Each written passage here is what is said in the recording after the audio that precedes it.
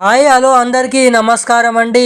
మన తెలంగాణ రాష్ట్ర వ్యాప్తంగా ఉన్నటువంటి పెన్షన్ లబ్ధిదారులకు, రైతులకు, అదేవిధంగా మహిళలకు అదిరిపోయే దీపావళి కానుక ప్రకటించిన మన తెలంగాణ రాష్ట్ర ప్రభుత్వం.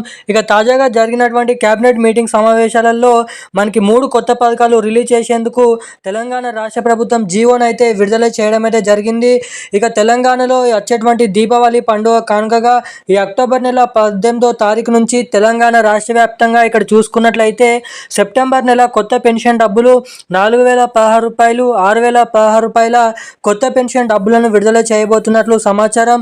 ఇక తెలంగాణలో ఎవరైతే మహిళలు ఉన్నారో, పెళ్ళైనటువంటి మహిళలు 18 నుండి 55 సంవత్సరాల లోపు ఉన్నటువంటి మహిళలకు మహాలక్ష్మి పథకం కింద 2500 రూపాయలు, ఇటు రైతులు ఎవరైతే ఉన్నారో రైతులకి 6000 రూపాయల నిధులను, యాసంగి రైతు భరోసా డబ్బులను, మహిళలకు ఆ డబ్బులను, పెన్షన్ లబ్ధిదారులకు కొత్త పెన్షన్ డబ్బులను రిలీజ్ చేయబోతున్నట్లు సమాచారం.